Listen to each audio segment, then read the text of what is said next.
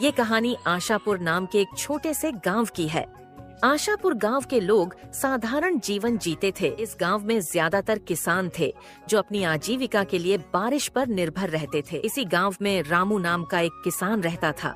रामू मेहनती और ईमानदार था, लेकिन वह हमेशा अपनी किस्मत को कोसता रहता था। और आखिर कोसे भी क्यों ना, रामू बहुत मेहनत करता था, परंतु उसकी फसल कभी समय पर नहीं पकती, और जब पकती तो बारिश या सूखा सब बर्बाद कर देता। यह कहानी उसकी बदकिस्मती और एक अद्भुत मोड़ की है। एक दिन इसी तरह काम करने रामू सुबह सुबह अपने खेत पर पहुंच जाता है। रामू के पास एक छोटी सी जमीन थी जो अगल बगल से दूसरों की जमीन से जुड़ी हुई थी। रामू जब अपने खेत पर पहुंचा तो वो देखता है उसके अलावा अगल बगल के खेतों पर काम करने कोई भी नहीं आया है। ये क्या, अब तक कोई नहीं आया? लगता है किसी को कुछ पड़ी ही नहीं है। चलो, अब इनके लिए तो मैं कुछ नहीं कर सकता, पर कम से कम अपने खेत का काम तो कर सकता हूँ। फिर रामू कुदाल लेकर अपने खेत पर काम करने लगता है। काम करते करते सुबह की दोपहर हो जाती है, पर रामू अपने काम करने में इतना व्यस्त था कि उसे तो समय का पता ही नहीं लगता है। तभी थोड़ी देर में उसकी पत्नी गौरी उसके लिए खाना लेकर आती है। सुनते हो, आओ आकर खाना खा लो। गौरी की आवाज सुनकर रामू को समझ आता है कि दोपहर हो गई है। अरे ये क्या, दोपहर हो गई? समय का तो पता ही नहीं चला।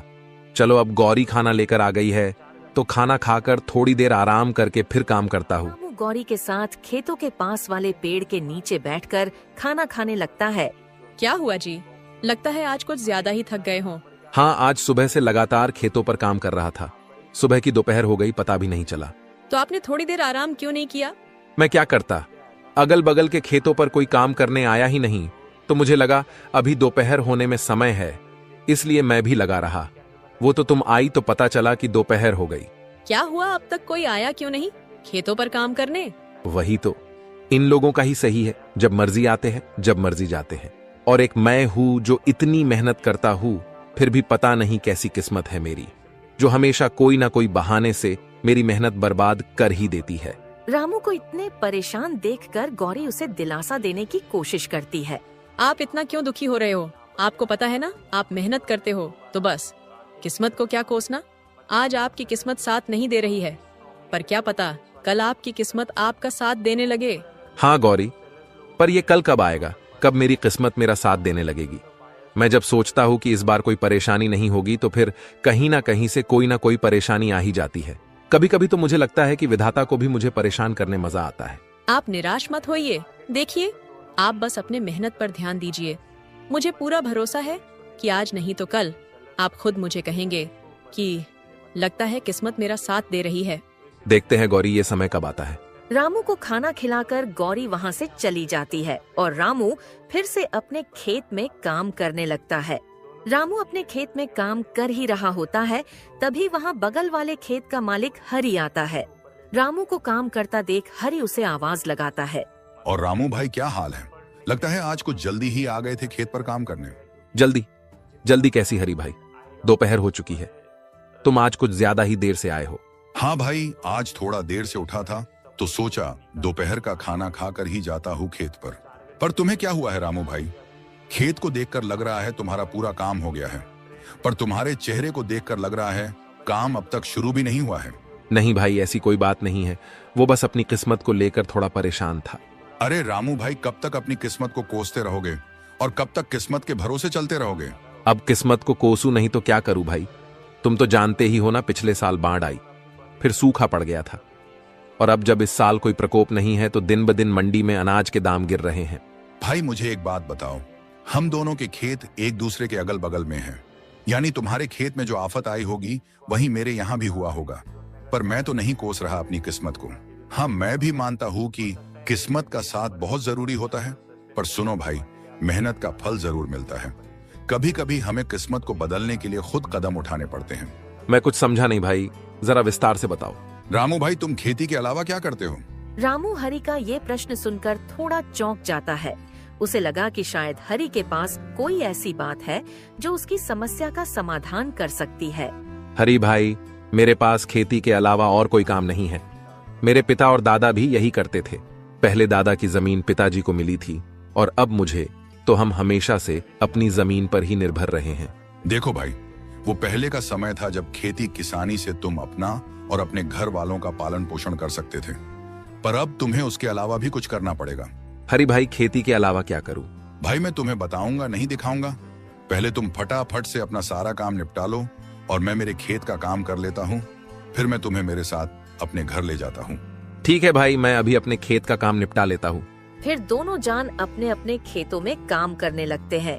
रामू ने अपने खेत का काम सुबह जल्दी आकर शुरू किया था, इसीलिए उसका काम जल्दी हो जाता है। रामू अपने खेत का काम करके हरि के खेत के पास जाकर खड़ा हो जाता है और हरि को काम करता देख मन ही मन सोचता है, हरि भाई की मदद कर देता हूँ ताकि उनके साथ उनके घर जाकर पता कर सकूं कि वो क्या दिखाना चाहते हैं। हरि भाई रुको, मैं आपकी मदद कर देता हूँ ताकि आपका भी काम जल्दी हो जाए। ठीक है भाई। फिर क्या था, रामू भी हरि के खेत में उसके काम में मदद करने लगता है। रामू के मदद करने की वजह से हरि के खेत का काम भी जल्दी हो जाता है। धन्यवाद रामू भाई, आपकी वजह से आज मेरे खेत का काम जल्दी हो गया। धन्यवाद किस बात का भाई, आप भी तो मेरी मदद करने वाले हो, तो मेरा भी तो फर्ज बनता है आपकी मदद करना। हाँ भाई, चलो मेरे घर चलते हैं। फिर दोनों जान वहाँ से हरि के घर की तरफ चले जाते हैं। चलते चलते दोनों हरि के घर के पास पहुँच जाते, पर घर में जाने से पहले हरि रामू को बाहर ही रोक लेता है।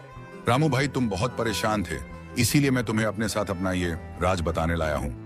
पर मैं जो तरीका तुमको बताऊंगा और घर पर जो चीजें तुम देखोगे वो तुम किसी और को नहीं बताओगे। हरि की ये बात सुनकर रामू थोड़ा चौंक जाता है और सोचने लगता है, मुझे कुछ गड़बड़ लग रहा है, वरना हरि भाई ऐसी बात नहीं करते। पता नहीं वो घर पर मुझे क्या दिखाने वाले हैं। अरे रामू भाई, कहाँ खो गए? डरो मत, मैं तुम्हें जो दिखाने वाला हूँ उसकी मदद से तुम्हारी मेहनत कभी बर्बाद नहीं होगी, चाहे सूखा पड़े या बाढ़ ही क्यों ना आ जाए। रामू थोड़ा परेशान तो हो जाता है, पर फिर भी वो हरि के साथ उसके घर में जाता है। रामू हरि की बातों से थोड़ा परेशान तो था, परंतु हरि के घर के अंदर का साजो सामान देखकर रामू की परेशानी और बढ़ जाती है। बाप रे बाप, इतना सारा सामान। हरि भाई, तुम्हारा घर बाहर से तो किसी किसान का लग रहा था, पर इसके अंदर का माहौल तो किसी व्यापारी के घर जैसा है। भाई अभी तो कुछ नहीं है, मैं तुम्हें जो दिखाने वाला हूँ उसे देखकर तो तुम्हारे होश उड़ जाएंगे। हरि की बातें सुनकर रामू की बेचैनी बढ़ने लगती है। हरि भाई, तुम मुझे वो दिखा दो जो दिखाने लाए हो, क्योंकि तुम्हारी बातें सुन सुनकर अब मैं बेचैन होने लगा हूँ। ठीक है भाई, तुम यही रुको, मैं अभी वो सामान लाकर दिखाता हूँ। हरि वहाँ से अपने दूसरे कमरे में चला जाता है और रामू उसका वहीं रुककर इंतजार करने लगता है। थोड़ी देर में हरि अपने साथ एक गोनी लेकर आता है। हरि भाई, ये क्या लाए हो अपने साथ? भाई इसी में तो है वो चीज जो तुम्हारी हर समस्या को दूर कर देगी। ऐसा क्या है इस गोनी में? हरि उसे वो खोलकर उसमें रखी चीज दिखा देता है। भाई ये क्या? ये तो चावल है। रामू भाई, ये कोई मामूली चावल के दाने नहीं हैं, ये मैंने चीन से मंगाए हैं। मैं कुछ समझा नहीं भाई, तुमने चावल के दाने चीन से क्यों मंगाए? और ये चीन के चावल मेरी किस प्रकार मदद कर सकते हैं? भाई मैंने जैसे कहा था, ये कोई मामूली चावल नहीं है। ये जो तुम मेरे घर पर साजो सामान देख रहे हो, सब इसके बदौलत ही आया है। मैं कुछ नहीं समझा भाई, ये कोई जादुई चावल है क्या? हाँ भाई, कुछ वैसा ही सोचो जैसे कि हर बार हमारी फसल किसी न किसी कारण से बर्बाद हो जाती है, तो मैं क्या करता हूँ, बची कुची फसल में इसे मिलाकर बेच देता हूँ। इससे मेरा बहुत मुनाफा होता है। रामू को इन चावल के दानों में कुछ गड़बड़ लग रहा था। हरि भाई, ये चावल के दाने हमारे चावल के दानों से अलग है थोड़े। हाँ भाई, क्योंकि ये चावल उगाए नहीं बनाए जाते हैं। यानी ये चावल नकली है? हाँ, कुछ ऐसा ही समझो। पर इसको अगर हम दूसरे चावल में मिला दें तो किसी को पता नहीं चलता है कि ये नकली चावल है, और इसे बेचकर मुनाफा भी तगड़ा होता है।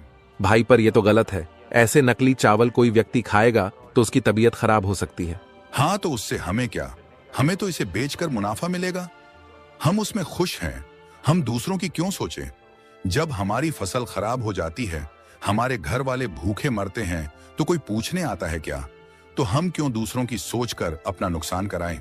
नहीं भाई, ये गलत है। मैं अपने फायदे के लिए किसी की जान से नहीं खेल सकता। भले ही मैं कितनी भी तकलीफ में क्यों ना रहूं, पर मैं किसी और के जान के साथ खिलवाड़ नहीं कर सकता। रामू भाई, एक बार फिर से सोच लो, ये चावल तुम्हें बहुत अमीर बना सकते हैं, और तो और इनके होते हुए तुम्हें अपने फसल की ज्यादा चिंता भी नहीं करनी होगी। जितना भी हुआ बाकी का ये संभाल लेंगे। नहीं भाई, ये काम मुझसे नहीं हो सकता है, चाहे कितना भी फायदा क्यों ना हो। ठीक है भाई, जैसा तुमको सही लगे। हाँ भाई, चलो फिर मैं चलता हूँ। रामू हरि के घर से निकल जाता है रामू फिर से परेशान होकर अपने घर की तरफ चल पड़ता है। चलते चलते रामू परेशान हालत में एक पेड़ के नीचे आकर बैठ जाता है। अब क्या करूं मैं? अपने नसीब को कोसूं या नहीं? कुछ देर पहले तक लग रहा था कि मुझे कोई नई राह मिल जाएगी जो मेरी किस्मत को बदल देगी, पर आखिर हुआ वही, फिर मेरी किस्मत दगा दे गई। अब मैं क्या करूं? आखिर कब तक इस किस्मत को कोस के काम होगा मेरा? रामू परेशान होकर पेड़ के नीचे अपने आप से बात कर रहा होता है। तभी वहाँ पास से एक साधु बाबा गुजर रहे होते हैं और रामू को इतने परेशान देखकर बाबा उसके पास चले जाते हैं। क्या हुआ बेटा, इतने परेशान क्यों हो? कोई तकलीफ है क्या? रामू बाबा को देखकर चौंक जाता है। नहीं बाबा, कोई परेशानी नहीं है। देखो बेटा, मुझसे छुपाकर क्या करोगे? तुम्हारी शक्ल बता रही है कि तुम बहुत परेशान हो। कोई तकलीफ है तो मुझे बताओ, शायद मैं तुम्हारी कोई मदद कर सकूं। बाबा की ये बात सुनकर रामू सोचने लगता है। इतना तो परेशान हूं और अब कोई रास्ता तो नजर नहीं आ रहा है। एक बार बाबा से बात करके देखता हूं, शायद वो कोई उपाय बता दे। क्या सोच रहे हो बेटा? बोलो, क्या परेशानी है? एक परेशानी तो है बाबा, मैं मेरी किस्मत से परेशान हूं। मुझे ऐसा लगता है वो मेरा साथ कभी नहीं देती है। क्यों बेटा, तुम्हें ऐसा क्यों लगता है? बाबा, मैं एक मामूली किसान हूं जिसका सारा संसार खेती बाड़ी पर निर्भर है और मैं पूरी ईमानदारी से अपने खेत पर काम करता हूं, पर मेरी किस्मत कभी साथ नहीं देती है। कभी बारिश मेरी फसल खराब कर देती है, कभी सूखा पड़ जाता है और किसी साल फसल बच गई तो उस साल मंडी में फसल की दाम कम हो जाती है। बेटा, तो तुम किसानी के अलावा कुछ करने की क्यों नहीं सोचते हो? बाबा, मेरे पुश्ते किसानी ही करते आ रही है और फिर मैं किसानी कैसे छोड़ दूं? और किसानी छोड़ना तो कोई तरीका नहीं है ना बाबा। इसी तरह अगर हर किसान परेशान होकर किसानी छोड़ दे तो लोग तो भूखे मर जाएंगे। हाँ बेटा, यही तो सोचकर तुम्हें और मेहनत करनी होगी। बाबा, मैं मेहनत करने से पीछे नहीं हटता, पर आखिर मेरा भी घर परिवार है। मुझे मेरे अलावा उनका भी देख सोचकर चलना पड़ता है। बेटा, तो जिस तरह तुम परेशान हो उसी तरह तुम्हारे साथ वाले किसान भी तो परेशान होंगे ना। तो तुम सारे मिलकर कोई उपाय ढूंढो। शायद सारे लोग मिलकर कुछ सोचे तो तुम सभी की समस्या दूर हो जाए। बाबा, मेरे अगल बगल वाले में से तो कुछ ने दूसरा रास्ता चुन भी लिया है, खेती से पैसे बनाने का। बेटा, तो तुम उनसे पूछो और उनका तरीका अपना कर देखो, शायद तुम्हारा भी काम बन जाए। नहीं बाबा, मैं वो रास्ता नहीं चुन सकता, मुझे वो सही नहीं लगा। क्यों बेटा, ऐसा क्या कर रहे हैं वो जो तुम्हें सही नहीं लग रहा है? बाबा की ये बात सुन रामू सोचता है। अब क्या करूं? बाबा को हरी भाई वाली बात बता दूं? किस तरह वो लोगों की जान के साथ खिलवाड़ कर रहे हैं? बता देता हूं, पर हरी भाई का नाम नहीं लूंगा क्योंकि आखिर वो मेरी मदद करने की कोशिश ही कर रहे थे। हाँ बाबा, मेरे जान पहचान में एक किसान भाई बहुत गलत काम कर रहे हैं। क्या गलत कर रहे हैं, जरा मुझे भी बताना तो। बाबा, आज मैं सुबह उनसे मिला था और आपकी तरह मुझे परेशान देखकर उन्होंने भी मेरी मदद करने की सोची। उनकी भी खेती का काम है जो हर साल मेरे तरह कुछ ना कुछ कारणों से खराब हो जाती थी, तो उन्होंने एक नया उपाय सोच लिया है बचे कुचे अनाज के साथ पैसे कमाने का। ऐसा क्या करते हैं बेटा वो बचे हुए अनाज से? बाबा, उन्होंने चीन से चावल मंगा लिया है और वो उन्हें अपने बचे हुए चावल के दानों में मिला देते हैं, जिसे बेचकर वो बहुत पैसे कमा रहे हैं। हाँ, तो बेटा इसमें क्या गलत है? तुम भी चीन से मंगा लो और उनके ही तरह बेचो। नहीं बाबा, आप शायद समझे नहीं। वो चावल जो चीन से मंगाते हैं वो मामूली चावल नहीं है, क्योंकि उन्हें उगाया नहीं बनाया जाता है। रामू की ये बात सुनकर बाबा चौंक जाते हैं। क्या कहा बेटा?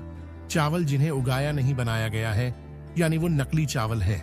हाँ बाबा, वो चावल नकली होते हैं और उन्हें अगर अपने चावल के दानों में मिला दो तो पता ही नहीं चलता कि नकली कौन सा है और असली कौन सा। बेटा, पर ये नकली चावल तो लोगों की जान ले सकते हैं ना? हाँ बाबा, इसीलिए तो मैंने वो रास्ता नहीं चुना, क्योंकि मैं अपने फायदे के लिए किसी की जान नहीं ले सकता, भले ही इसके लिए मुझे और कितना भी परेशान क्यों ना होना पड़े। वाह बेटा, क्या खूब बात कही तुमने। तुमने अच्छा किया वो रास्ता नहीं चुनकर, क्योंकि अभी तो तुम्हें शायद फायदा हो भी जाता, पर बाद में तुम्हें तुम्हारी गलतियों पर पछताना पड़ता। हाँ बाबा, मेरा भी परिवार है। अगर मैं ये गलत काम करूंगा तो कल मेरे परिवार के साथ भी कुछ गलत हो सकता है। हाँ बेटा, हमारी गलतियों की सजा कभी कभी हमारे परिजनों को भी भुगतनी पड़ती है। बाबा, अब आप ही बताइए, आखिर मैं क्या करूं? मेरी किस्मत के तारे में कैसे सुधारूं?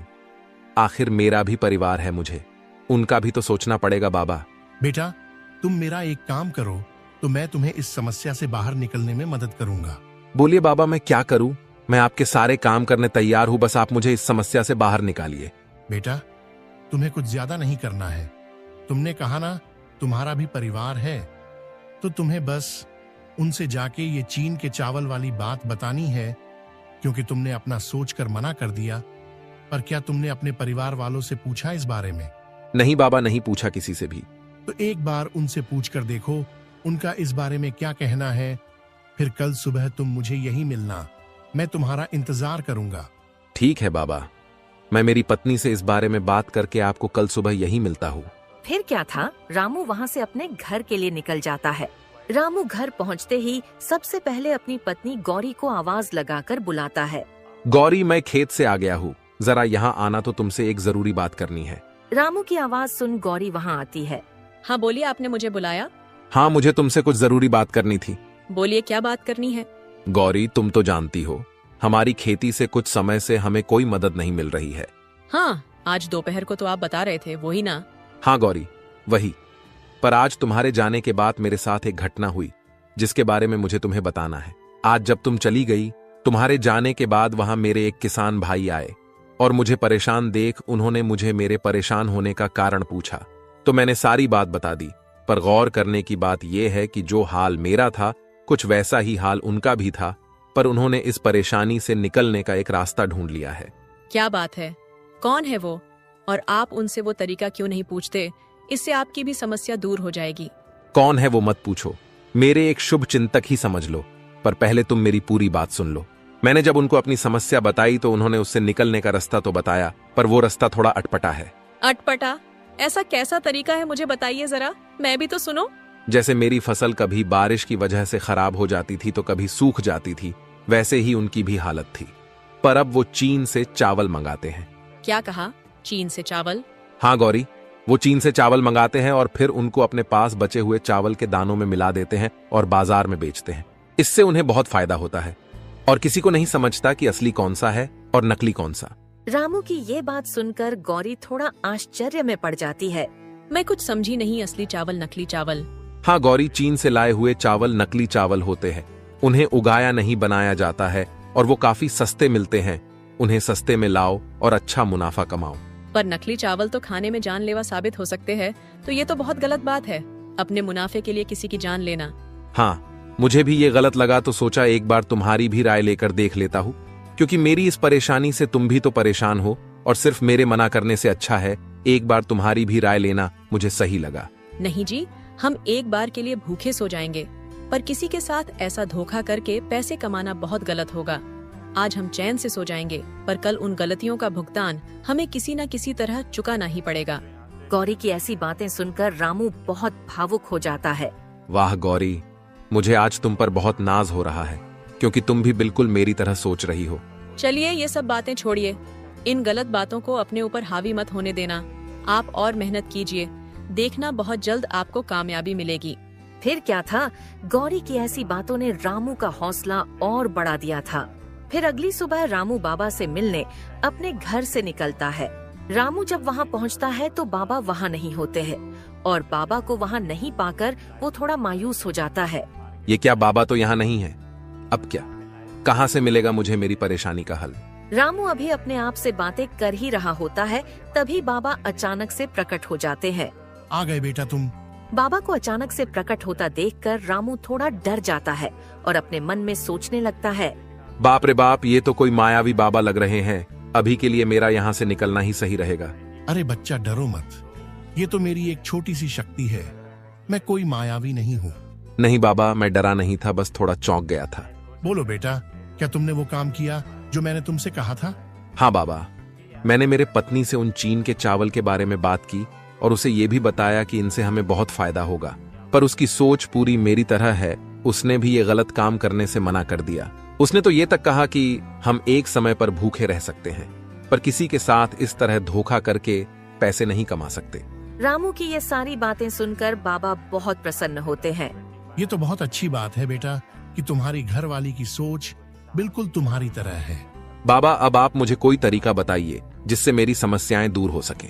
हाँ बेटा, रुको, मैं तुम्हारे लिए कुछ लाया हूँ जिससे तुम्हारी सारी समस्याएं दूर हो जाएंगी। बाबा फिर उसे एक पोटली देते हैं। बाबा, इस पोटली में क्या है? बेटा, इस पोटली में जादुई मिट्टी है। तुम बस इस मिट्टी को ले जाकर अपने खेत में छिड़क देना और फिर उसके बाद अपने अनाज के बीजों को छिड़क देना। फिर कमाल देखना। पर एक बात याद रखना, मिट्टी कम कम छिड़कना, और जब पोटली की मिट्टी खत्म होने वाली हो तो अपने खेत की मिट्टी इसमें मिला देना। इस पोटली को कभी खाली मत होने देना। ठीक है बाबा, मैं आपकी सारी बातों को याद रखूंगा। ठीक है तो बाबा, मैं चलता हूँ। रामू फटाफट से जाकर अपने खेत में मिट्टी छिड़क देता है। चलो, अब मिट्टी तो छिड़क दिया, अब फटाफट से बीजों को भी छिड़क देता हूँ। रामू सारे खेत में जल्दी जल्दी बीज छिड़क देता है। चलो, बाबा के कहे अनुसार मिट्टी भी छिड़क दी और बीज भी। चलो, अब घर चलता हूँ। कल सुबह जल्दी आकर एक बार खेत का जायजा ले लूंगा और जादुई मिट्टी का कमाल भी देख लूंगा। फिर अगली सुबह रामू सुबह सुबह अपने खेत पर पहुंच जाता है और अपने खेत की हालत देखकर चौंक जाता है। उसका खेत पूरा हरा भरा हो चुका था। उसे अपने आंखों पर यकीन नहीं हो रहा था। आखिर बाबा की बात सही हो गई। अब इस जादुई मिट्टी से मेरी सारी परेशानियां दूर हो जाएंगी और आखिर गौरी की बात भी सही हो गई। अब किस्मत भी मेरा साथ देगी। दोस्तों, इस तरह रामू और गौरी के नेक दिले ने उनकी बदकिस्मती को बदल दिया और अब उन्हें अपने किस्मत को नहीं कोसना पड़ेगा। दोस्तों, इस तरह की और शानदार कहानियाँ देखने के लिए हमारे इस चैनल को सब्सक्राइब कर लें।